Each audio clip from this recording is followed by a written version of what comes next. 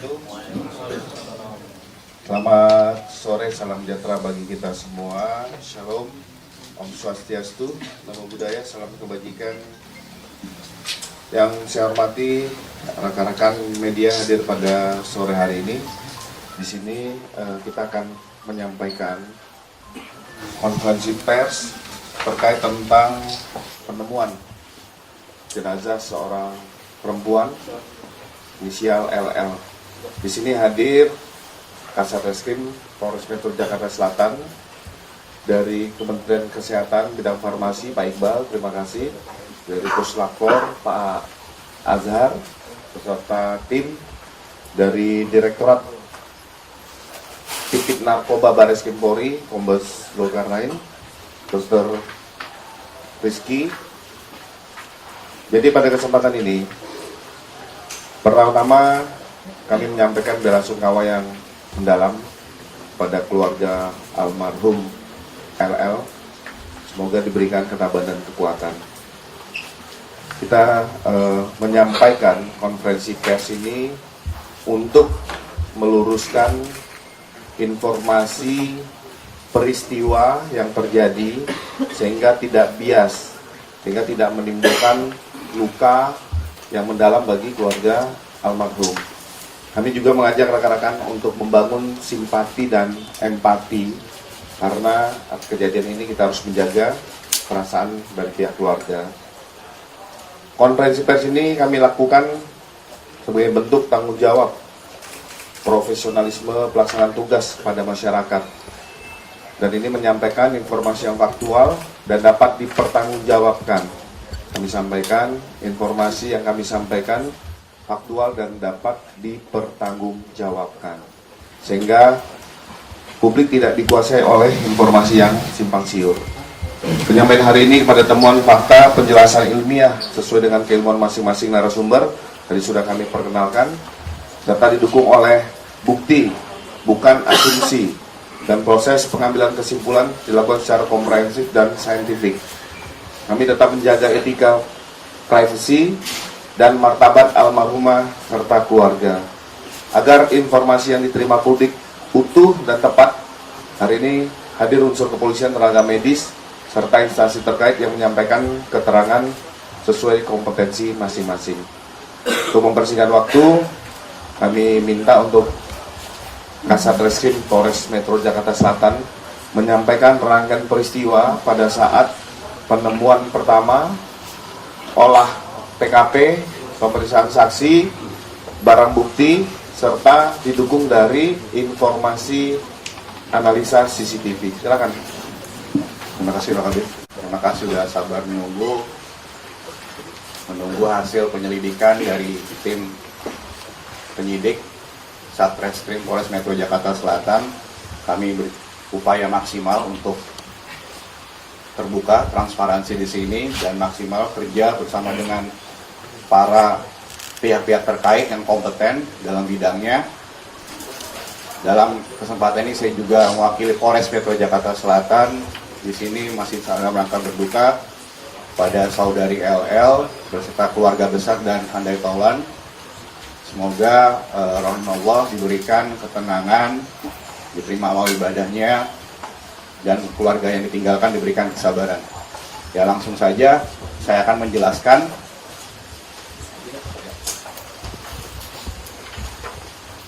bagaimana alur kita menemukan informasi terkait meninggalnya saudari LL, di mana di sebuah apartemen di wilayah Jakarta Selatan kami memperoleh informasi bahwa adanya penemuan mayat dari anggota Babin Kamtibmas Polsek Kebayoran Baru.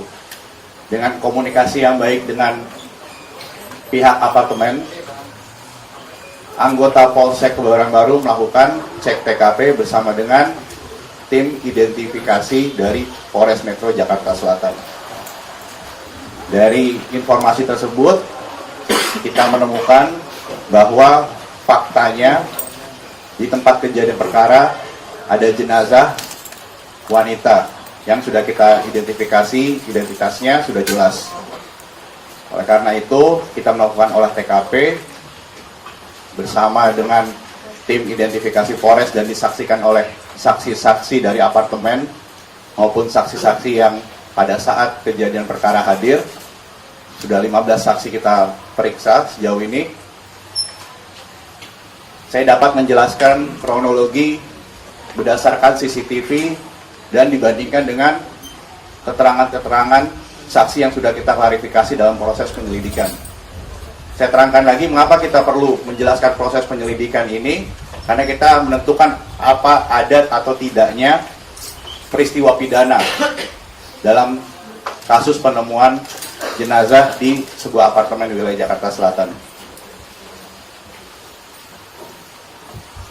Di TV yang sebelah kanan kita dapat melihat, saksikan di sini ada beberapa potongan-potongan gambar yang akan kita nanti bisa buka di sini. Pada awalnya 1 hari sebelum kejadian penemuan jenazah kita menemukan apakah saudari LL ini bertemu dengan seseorang dan siapa orang yang bertemu dengan saudari LL.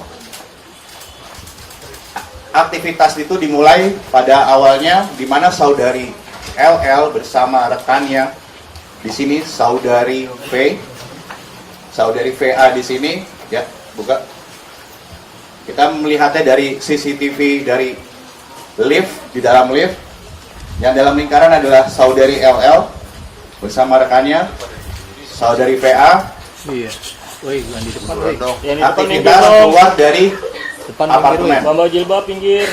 Lanjut. Selain dari CCTV apartemen, kami mencoba untuk menelusuri kemana dari saudari LL berpergian pada saat itu beraktivitas. Akhirnya kita menemukan di suatu kafe di wilayah Jakarta Selatan juga, di Jalan Gunawarman, saudari LL yang di dalam lingkaran merah ini terlihat masih bersama orang yang sama, yaitu saksi saudari VA. Ya, kita lihat masuk ke dalam restoran dan melakukan aktivitasnya. Ya, lanjut. Sampai dengan akhirnya saudari LL dengan saudari VA ini selesai, lalu keluar menuju ke kendaraan pribadi saudari LL. Kita lihat di kendaraannya menggunakan kendaraan hitam, masih sama dengan 2 orang. Lanjut.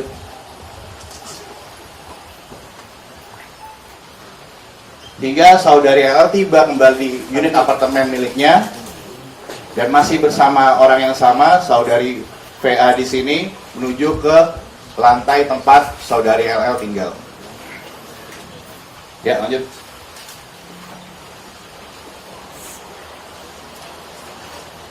Aktivitas berikutnya dari lantai tempat saudari LL tinggal terlihat orang yang berbeda, yaitu saudari C di sini sebagai saksi, sudah kita ambil keterangannya juga, turun dari lantai tempat saudari LL tinggal menuju ke basement.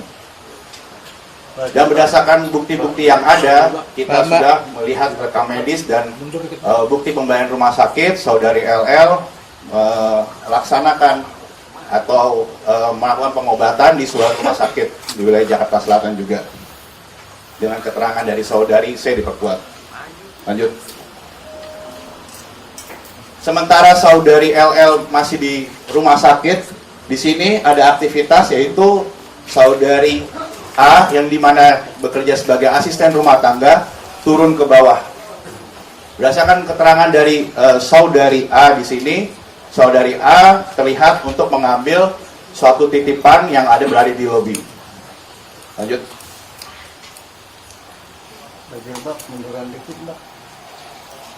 Dari CCTV di lobi ini kita lihat ke atas, saudari A ini asisten rumah tangga membawa suatu bungkusan yang sudah bisa kita identifikasi pada nantinya. Ya, lanjut.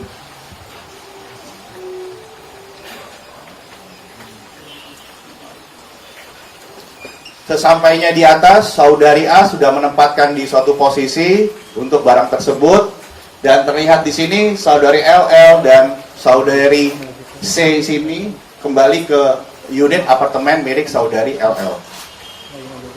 Untuk aktivitas pada hari itu selesai karena kami sudah mengecek beberapa CCTV, juga tidak ada aktivitas yang terkait dengan saudari LL. Lanjut. Di hari berikutnya tidak terlihat aktivitas saudari LL seperti biasa, di mana saudari LL berolahraga pagi, tapi pada saat itu tidak ada, hingga menimbulkan kecurigaan dari saudari A selaku asisten rumah tangga. Hingga asisten rumah tangga turun ke bawah, lihat dari CCTV lobby.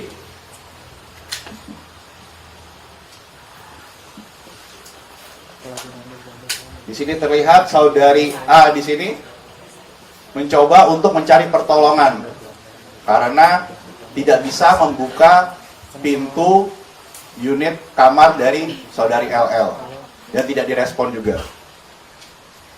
Dan saudari A di sini dapat berkomunikasi dengan saksi saudari Y, saudara Y. Ulangi, saudara Y di sini adalah security dari apartemen tempat saudari LL tinggal. Lanjut. Dan saudari Y di sini karena tidak bisa membuka pintu, oleh karena itu memanggil bantuan dari engineering dari pihak apartemen. Di sini saudari Y, saudara Y bersama dengan engineering ke atas untuk mencoba membuka paksa dengan seizin dari asisten rumah tangga di sana. Karena pada saat itu hanya ada asisten rumah tangga dan dicurigai satu hari tidak ada aktivitas sampai dengan pukul 17.44. Nah, di sini titik krusialnya ya. Pada pukul 17.47 berdasarkan keterangan dari saksi bahwa kunci kamar dari unit yang ditempati oleh saudari LL ini terkunci dari dalam. Oleh karena itu, engineering membuka kunci secara paksa sehingga ditemukan saudari LL tergeletak membujur kaku. Situ yang mengakibatkan saudari A dan di situ juga ada saudara R di situ yang merupakan supir pribadi panik sehingga menyebabkan para saksi-saksi tersebut menghubungi beberapa teman terdekat dari saudari LL. Ya, lanjut. Dari kembali ke CCTV lift, di sini terlihat rekan yang dihubungi oleh para saksi, yaitu kembali saudari VA yang tadi hari sebelumnya berjalan dengan saudari C yang hadir juga pada saat hari sebelumnya ke rumah sakit menuju ke lantai unit apartemen tempat saudari LL tinggal dan mendapati kondisi saudari LL di situ dalam posisi sudah di atas tempat tidur. Oleh karena itu, salah satu saksi mencoba untuk menghubungi pacar dari saudari LL dan menginfokan bahwa kondisi terakhir apa yang terjadi di unit kamar apartemen tempat saudari LL tinggal. Dari sini nanti saudari C, salah satu saksi yang merupakan asisten dari pacar saudari LL yaitu saudara RA. Saudara RA itu meminta untuk saudari C mencarikan dokter untuk memastikan kondisi dari saudari LL. Oleh karena itu di CCTV yang sama, di CCTV lift, ya lanjut.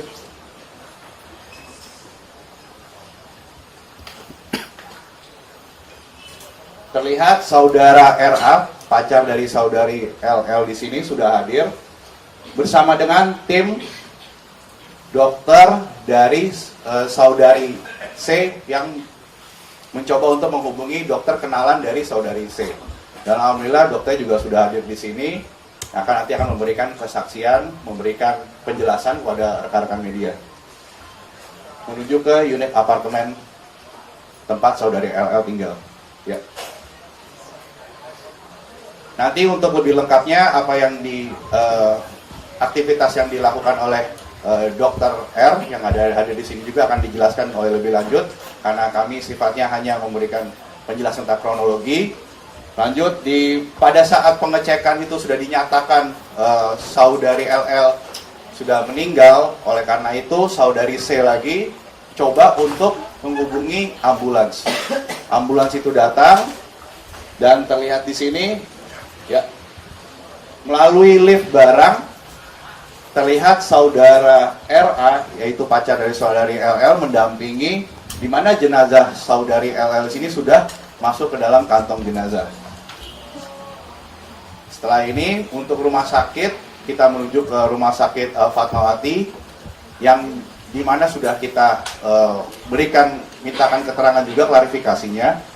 Keterangan dari rumah sakit Fatmawati bahwa kondisi saudari LL ini meninggal dunia dengan kehabisan nafas dan tidak ada tanda-tanda penganiayaan atau kekerasan. Oleh karena itu, kami Satreskrim Polres Metro Jakarta Selatan yakin berdasarkan bukti-bukti yang ada di sini, otopsi yang harusnya dilakukan oleh kami berdasarkan permintaan dari keluarga orang tua dari saudari LL tidak dilaksanakan karena kami sudah mengecek seluruh bukti-bukti yang ada dan keterangan saksi dalam waktu singkat. Di sini kita lihat tidak ada tanda-tanda kekerasan ataupun upaya melawan hukum. Lanjut. Dari barang bukti selain CCTV, kami juga menemukan beberapa bukti menarik yang ada di tempat kejadian perkara. Barang bukti tersebut kita laksanakan uji laboratorium forensik yang alhamdulillah pada kesempatan kali ini juga hadir dari laboratorium forensik Mabes Polri yang kompeten untuk memeriksa barang bukti yang kami ajukan untuk melaksanakan uji lab. Selain uji lab di sini, kami juga terima kasih kepada keluarga terdekat dari saudari LL yang mau dilaksanakan pengecekan tes DNA karena di sini kami melihat ada barang-barang yang disentuh, dibawa oleh saudari LL yang kita pastikan bahwa barang-barang itu memang milik dari saudari LL. Jadi kita mendapatkan DNA pembanding dari keluarga terdekat. Lanjut. Ya, di sini ada barang-barang bukti yang tadi kita lihat, salah satunya adalah tabung pink. Nah, tabung pink ini akan menjadi banyak polemik di masyarakat. Apa isi kandungan tabung pink itu? Nanti dari pihak laboratorium forensik yang akan menjelaskan lebih lanjut apa isi kandungan dari tabung pink tersebut. Yang jelas, lanjut. Kami sudah melakukan penyidikan secara maksimal dan saya selaku ketua tim penyelidikan di sini, saya rasa sudah cukup bahwa tidak ditemukan adanya peristiwa pidana dan kita harus melaksanakan penghentian penyelidikan di sini terkait penemuan jenazah dari saudari LL. Kita hormati keluarga korban, kita doakan. Di sini kita coba introspeksi diri, jangan menimbulkan polemik-polemik. Saya minta karena apa yang sudah saudari LL lakukan di sini, perbuat di sini, saya rasa tidak ada yang di sini melawan hukum.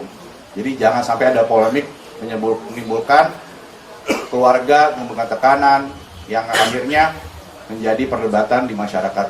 Sekian dari kami. Wassalamualaikum warahmatullahi wabarakatuh. Amal ibadahnya diterima oleh Allah Subhanahu wa Ta'ala. Dan juga untuk keluarga serta rekan-rekan almarhum juga diberikan kekuatan dan ketabahan. Kemudian yang saya hormati Bapak Kabid Humas Polda Metro Jaya, Bapak Kasubdit Narkoba Bareskrim Polri, Bapak Kasat Reskrim Polres Jakarta Selatan, perwakilan dari tim Kementerian Kesehatan bidang farmasi dan juga perwakilan dari Lapor Polri. Izinkan saya di sini mengklarifikasi isu-isu yang beredar. Sebelumnya saya menghormati proses yang berjalan di kepolisian sehingga saya menahan diri untuk tidak menyampaikan informasi apapun guna mendahului dari kepolisian. Jadi sedikit saya ceritakan awal mula saya hadir di lokasi diketemukannya almarhum LL. Pada tanggal 23 Januari sekitar pukul 18.50 salah satu rekan dari almarhum menghubungi saya untuk meminta saya berkunjung atau melakukan pemeriksaan medis secara home care ke lokasi salah satu apartemen di apartemen Dharma Wangsa. Atas dasar permintaan beliau, saya hadir kurang lebih dalam 20 menit. Saya telah tiba dan bertepatan juga saya tiba bersamaan dengan rekan dan pasangan almarhum, dan kami naik bersama-sama seperti yang nampak di CCTV tadi. Setelah saya tiba di lantai 25 tersebut, sudah ada tim dari kepolisian dan rekan-rekan almarhum, dan saya diminta untuk segera melakukan pemeriksaan. Saat saya temui, kondisi almarhum sudah tidak sadar. Lalu saya lakukan pemeriksaan ya untuk denyut nadinya, denyut jantung, kemudian melihat pergerakan dinding napasnya, mencoba mengukur tensi, mengukur suhu, dan pemeriksaan tanda-tanda vital lainnya. Pada saat itu saya tidak berhasil meraba nadi dan tidak melihat pergerakan dinding dadanya. Dan telah ada tanda-tanda pasti kematian pada saat melakukan pemeriksaan, sehingga pada saat itu juga setelah saya melakukan serangkaian pemeriksaan, saya menyimpulkan bahwa almarhum LL telah tiada pada sekitar 19.20 menurut jam yang saya kuasai, jam tangan saya. Kemudian setelah selesai saya menyatakan almarhum telah tidak tiada, bagaimana SOP yang berlaku di klinik saya, karena surat izin praktek saya berasal dari salah satu klinik di Depok, yaitu Mardiah Medical Clinic, maka adalah kewajiban saya mendokumentasikan temuan pemeriksaan saya dan kesimpulan sementara saya, dugaan diagnosa sementara saya dalam bentuk surat. Jika pasien sehat mungkin ke tes medis, kalau pasien yang telah tiada kita sampaikan dalam surat keterangan kematian. Setelah itu saya kirimkan ke salah satu perwakilan di pihak yang memesan jasa saya, salah satu rekan beliau. Kemudian saya kirimkan filenya tersebut dalam bentuk PDF untuk sementara, seandainya diperlukan guna pengurusan pemakaman oleh pihak keluarga. Setelah itu, tak lama dari situ, kemudian saya meninggalkan tempat dan setelahnya masih menunggu proses di kepolisian, yaitu identifikasi dan melanjutkan prosesnya untuk visum dan rencana otopsi pada waktu itu direncanakan di Rumah Sakit Fatmawati. Namun pada sampai di situ saya tidak mendampingi lagi karena sudah dalam proses di kepolisian. Mungkin secara sederhana itu yang dapat saya sampaikan, bahwa simpang siur kliniknya di Depok dan pasiennya berada di area Jakarta Selatan, itu almarhum atau rekan almarhum menggunakan jasa layanan home care, yang mana saya langsung memeriksa pasien di rumah pasien tersebut, namun atas dasar surat izin praktek saya dan klinik saya di Depok, maka saya hanya bisa menerbitkan atas kop klinik Mardiah Medical Clinic tersebut. Mungkin sudah cukup jelas apa yang saya sampaikan, nanti akan dilanjutkan lagi dari pihak-pihak yang terkait yang akan melanjutkannya. Terima kasih. Assalamualaikum warahmatullahi wabarakatuh. Sore, yang kami hormati Bapak Kabid Humas Polda Metro Jaya, Kasubdit 3 Res Narkoba Barreskrim Polri, Pak Kasat, dan para narasumber juga rekan-rekan media. Mengacu pada Kitab Undang-Undang Hukum Acara Pidana yang baru tentang penyidikan, penyidik dalam melaksanakan penyidikan tindak pidana didukung dengan bantuan teknis penyidikan untuk pembuktian secara ilmiah. Jadi rekan-rekan penyidik Polres Metro Bekasi, Polres Metro Jakarta Selatan telah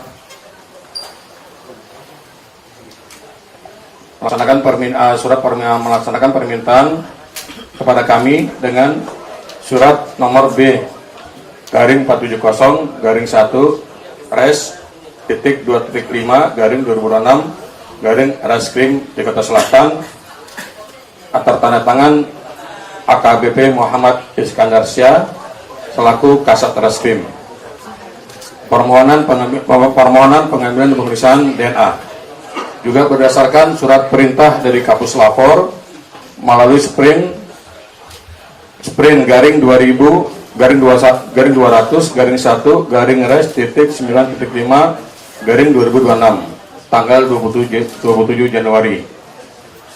Barang bukti yang kami terima dari rekan-rekan penyidik Polres Metro Jakarta Selatan adalah satu buah spray berwarna putih diduga terdapat bercak darah, beberapa helai tisu dan kapas bekas diduga terdapat bekas darah, 1 buah kotak warna pink berisi obat-obatan untuk dilaksanakan pemeriksaan tos DNA atau DNA sentuhan.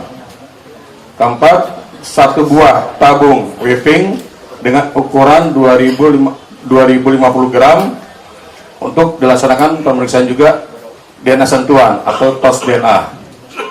Dan sampel darah milik ayah saudari LL yang bernama saudara Muhammad Feros. Dapat kami jelaskan bahwa dalam pemeriksaan DNA di pusat laboratorium forensik, kami melakukan beberapa tahapan pengujian yang dapat kami sebutkan sebagai berikut. Pertama, kami menguji apakah itu benar bercak darah atau bukan, atau adanya material biologi lain yang ada pada barang bukti. Setelah kami melaksanakan pemeriksaan, kami dapatkan kesimpulan bahwa benar pada spray terdapat bercak darah, pada tisu atau kapas bekas pakai terdapat bercak darah, dan pada 1 buah tabung weaving itu muncul profil DNA. Kesimpulannya bahwa bercak darah yang ada pada spray, bercak darah yang ada pada kapas dan tisu, dan tos DNA atau DNA sentuhan profilnya itu adalah milik saudara RL. Dan saudara RL ini adalah anak biologis daripada saudara Muhammad Feros. Demikian. Baris Krim Polri. Tanggal 24 Januari 2026 kami dapat surat dari Polres Jakarta Selatan B469 Reskrim 2026 Reskrim Jakarta Selatan untuk permohonan pemeriksaan toksikologi. Dalam surat ini disampaikan ada 16 item barang bukti. 16 item barang bukti itu tersebut adalah 4 botol liquid, 8 pon dengan berbagai merek dan warna. Kemudian ada tabung gas pink ukuran 2050 gram. Kemudian ada kotak obat berwarna pink berisi 6 slot. Kemudian kami lihat di situ ada 44 tablet. Kemudian kami lakukan pemeriksaan barang bukti tersebut. Data dan hasil pemeriksaan kami berdasarkan metode pemeriksaan kami menggunakan alat ICMS, LCMS, ion kromatografi. Kemudian hasil pemeriksaan kami mengarah ke ada pestisida, alkohol, arsen, sianida, dan bahan obat serta bahan kimia. Dari semua item 16 item ini, untuk pestisida, alkohol, arsen, dan sianida tidak ditemukan. Kemudian untuk bahan kimia dan obat-obatan, untuk 8 pon berbagai merek, dan jenis, itu ditemukan adanya gliserin dan nikotin. Kemudian untuk botol liquid berbagai merek ditemukan sama nikotin dan gliserin. Yang pada obat 44 tablet berdasarkan ukuran, bentuk, warna, tablet itu kami golongkan dalam 8 golongan berdasarkan bentuk ya. Dari tablet tersebut kami analisa ada kandungan bahan aktif. Di antara bahan aktif yang kami temukan ada namanya citalopram, diethylpropion, sulfirate, methylpakain, dan enkanit, serta citalopram, paramomisin. Kemudian ada clozapine. Untuk tabung berwarna pink, waktu kami pemeriksaan keadaan kosong. Tapi dari penyidik dikasih dengan merek yang sama dari produksi yang sama. Kami periksa tabung gas tersebut untuk sebagai pembanding ada mengandung nitro oxide N2 di tabung. Ya, demikian dari saya dari unit toksikologi. Dari Direktorat Tindak Pidana Narkoba, Barreskrim, kemudian juga Pak Kasat dari Puslap 4 Polda ya, Puslap 4 Mabes Polri. Ya, baik. Pertama-tama kami menyampaikan bela sungkawa yang sebesar-besarnya juga kepada atas meninggalnya saudari LL. Kami turut berduka cita dan berharap keluarga dapat bersabar atas musibah ini. Baik, terkait dengan isu yang berkembang tadi sudah disampaikan Bapak dari Puslapor, ini adanya ditemukannya satu tabung yang telah diperiksa mengandung gas nitrous oxide. Gitu ya. Kami perlu sampaikan di sini terkait dengan gas ini bahwa gas nitrous oxide ini memang kita memiliki gas nitro oxide ini memiliki fungsi yang beragam, baik itu dari sisi kesehatan, kemudian juga di dunia pangan digunakan, di dunia pertanian pun digunakan, di dunia otomotif pun digunakan, gitu ya. Jadi memang fungsi dari gas nitro oxide ini cukup beragam. Kemudian khusus untuk sektor kesehatan, gas nitro oxide ini memiliki fungsi medis. Kami memiliki aturan bagaimana gas nitro oxide ini berfungsi sebagai gas medik yang hanya digunakan di fasilitas pelayanan kesehatan tingkat lanjut atau rumah sakit, yang digunakan sebagai anestesi umum, baik itu dalam pembedahan maupun sebagai analgesik, sedatif, dan ansiolitik dalam prosedur kedokteran gigi. Pengaturan mengenai penggunaan gas N2O ini sudah kami atur dalam Peraturan Menteri Kesehatan Nomor 4 Tahun 2016 tentang penggunaan gas medik dan vakumedik pada fasilitas pelayanan kesehatan. Kemudian juga pada keputusan Menteri Kesehatan mengenai formularium nasional, gas medik ini juga termasuk dalam obat yang digunakan dalam pelayanan kesehatan rujukan di rumah sakit, khususnya pada layanan anestesi. Kami Kementerian Kesehatan memandang memang penyalahgunaan gas medik merupakan isu yang serius karena memiliki dampak yang nyata, baik itu dari dampak kesehatan yang serius sampai kematian. Jadi kami berharap memang masyarakat tidak menyalahgunakan gas medis N2O ini di luar fungsinya untuk pelayanan untuk kesehatan, dan hanya digunakan di fasilitas pelayanan kesehatan oleh petugas yang memiliki kompetensi terkait gas medik ini. Mungkin itu saja dari kami. Terima kasih. N2O, nitro oxide, dapat membahayakan kesehatan. Nah, itu yang kita konferensi pers hari ini untuk memberikan edukasi kepada seluruh masyarakat terkait tentang penyalahgunaan nitro oxide, gas ataupun tabung berwarna merah. Kalau kami sebut itu merupakan suatu merek, nanti dibilang Habib Umas mengendos. Silakan Pak Kasubit. Selamat sore, Om Swastiastu, Namo Buddhaya, salam kebajikan. Yang kami hormati Kabid Humas Polda Metro, Kombes Pol Budi Hermanto, SIK MSI, Bapak Iqbal dari Kemenkes, dari Direktorat Farmasi. Pada kesempatan yang baik ini, kami akan menyampaikan beberapa temuan ataupun fenomena peredaran penyalahgunaan produk yang mengandung nitrogen oksida atau N2O, atau yang dikenal dengan tabung merek Whipping. Produk Whipping kerap digunakan di beberapa tempat, salah satunya tempat hiburan dan yang lain-lain, dengan tujuan untuk mendapatkan sensasi atau keadaan euforia atau halusinasi singkat dengan cara dihirup melalui balon, kemudian langsung dari tabungnya ataupun menggunakan catering.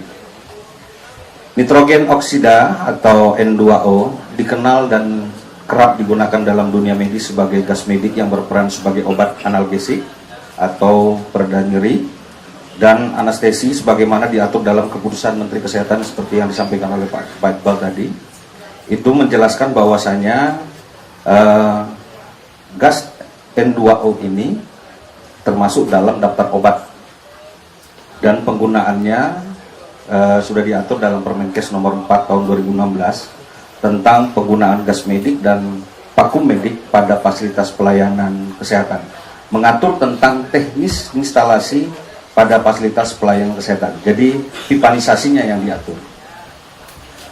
Kemudian selain digunakan dalam dunia medis, N2O ini juga digunakan dalam berbagai bidang kehidupan, contohnya otomotif, kemudian sektor pertanian, kemudian kuliner, di mana penggunaan NO2 ini sebagai bahan tambahan pangan atau BTP yang umum ditemukan pada produk seperti krim kocok, whipped cream, di mana gas ini berperan untuk membentuk tekstur foam yang stabil dan ringan. Hal ini diatur pada Peraturan Balai POM nomor 11 BPOM, nomor 11 tahun 2019 tentang bahan tambahan pangan yang menjelaskan bahwa nitrogen oksida atau N2 merupakan propelan dan gas untuk kemasan. Pemahaman penggunaan gas N2O dalam tabung whipping sering disalahpahami, seperti aman karena digunakan di dunia medis, tidak menyebabkan ketergantungan, atau efeknya singkat sehingga tidak berbahaya. Pemahaman tersebut keliru dan berisiko tinggi dikarenakan penggunaan gas NO2 dapat menimbulkan risiko terhadap tubuh seperti hipoksia, kemudian ropati, kemudian frostbite, kemudian defisiensi vitamin B12 dan lain-lain. Bareskrim Polri melalui Direktorat Tindak Pidana Narkoba terus melakukan komunikasi secara intensif dengan instansi terkait, yaitu Kemenkes, kemudian Badan POM, untuk menyusun formulasi penindakan hukum yang tepat terhadap produksi, peredaran dan penyalahgunaan nitrogen oksida atau N2O, sehingga penerapan Undang-Undang Kesehatan nomor 17 tahun 2023 dapat kita lakukan secara tepat. Bahkan untuk memajukan ke dalam lampiran Undang-Undang nomor 3 tahun 2009 tentang narkotika sedang dalam perumusan. Oleh karena itu pada kesempatan ini kami menghimbau kepada masyarakat Indonesia untuk tidak menggunakan nitrogen oksida atau N2O atau whipping dengan tujuan untuk mendapatkan euforia, dikarenakan akan menimbulkan risiko kesehatan dan keselamatan jiwa. Tentunya untuk mendapatkan kegembiraan dan kesenangan masih banyak cara yang lain dan yang sehat. Maka untuk itu kami berharap penggunaan gas N2 ini dihindari. Demikian dari kami. Bila taufiq walhidayah. Assalamualaikum warahmatullahi wabarakatuh. Terima kasih Pak Zulkarnain atas penyampaian. Oke, bagi rekan-rekan media kami kasih ruang untuk tanya jawab. Mungkin paling depan. Ya, kita tidak bisa menjawab akibat apa kematian, kita tidak bisa menyimpulkan karena tidak dilakukan otopsi.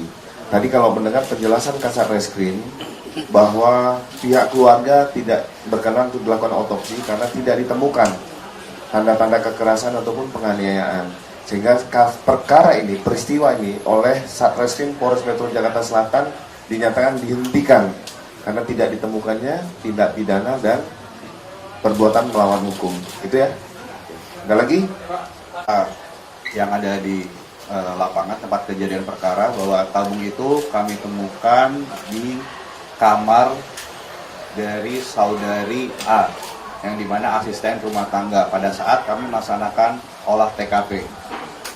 Di situ kami temukan tabung berwarna pink tersebut Lalu kami melaksanakan prosedur olah TKP, pengambilan sidik jari dan DNA, hingga kami kirim ke Puslapor Mabes Polri. Demikian. Jawab, jadi pada saat proses penemuan jenazah saudari LL ini, kondisi saudari LL ini tergeletak terbujur kaku sendiri di dalam kamar. Oleh karena itu, kami selaku penyelidik di sini melaksanakan penyelidikan di mana menentukan apa ada tidaknya peristiwa pidana. Oleh karena itu, kami tetap untuk menelusuri dari mana tabung tersebut, sehingga disampaikan oleh rekan kita dari Puslapor Mabes Polri, kita menemukan pembandingnya, karena pembanding tersebut sudah kita dapatkan, kita bekerja sama dengan security dari pihak apartemen, di mana itu diantar tabung tersebut, dan tadi kita saksikan di mana ada satu kantong yang dibawa oleh saudari A. Saudari A itu membawa kantong yang berisi tabung pink tersebut, yang setelah kita dalami dan setelah hasil pemeriksaan Puslapor, tabung tersebut kosong. Demikian. Sana termasuk mungkin rekan-rekan juga bisa melihat ada satu platform yang memang menjual itu sekarang sudah menurunkan akunnya ya. Ya Mbak Ani, Sudah meriksa beberapa saksi, yaitu kawan-kawan terdekat, makanya kita ada beberapa panggilan klarifikasi terhadap kawan-kawan terdekat, oleh karena ada dugaan kami apakah saudari LL ini sering menggunakan, akan tetapi dari saudari A memberikan kesaksian baru pertama kali melihat tabung pink tersebut, yaitu asisten rumah tangganya baru pertama kali. Demikian. Terima kasih Pak Kasat. Untuk darah yang ada di pra-identitas itu kemungkinan darah sudah lama. Jadi kemungkinan si saudari LL ini dia datang bulan atau menstruasi. Jadi itu kemungkinan darah menstruasi. Karena itu kalau kita lihat itu darah sudah lama, bukan darah baru. Demikian. Dibahas soal zat N20 ya, itu ada ditemukan nggak di dalam tubuhnya? tidak dilakukan autopsi. Cuman nggak ada pemeriksaan lain gitu Pak? Pemeriksaan luar harusnya dokter Rumah Sakit Fatmawati hadir hari ini untuk menjelaskan hasil visum luar, tapi tidak dilakukan autopsi. Tapi visum luar rangkuman tadi sudah disampaikan oleh Kasat Reskrim. Penegasan berarti N20 belum bisa disimpulkan ditemukan. Tidak dilakukan autopsi. Ya. Paham ya? Ya Pak. Gas N2O. Kalau itu midit itu kemarin sudah masuk di dalam buku Formakup 6. Sehingga itu sudah terregistrasi, sehingga penerapan Undang-Undang nomor 17 tahun 2003 tentang kesehatan itu tidak mendapat kesulitan. Tetapi gas ini karena banyak digunakan di bidang-bidang kehidupan yang lain, maka pengaturan khususnya per bidang-bidang. Makanya nanti kami masih melakukan komunikasi, kemudian pertemuan-pertemuan, sehingga nanti akan menghasilkan satu aturan yang bisa menguatkan dalam penindakan hukum terhadap penyalahgunaan gas N2O. Terima kasih. Di Farmakope Indonesia tidak tercantum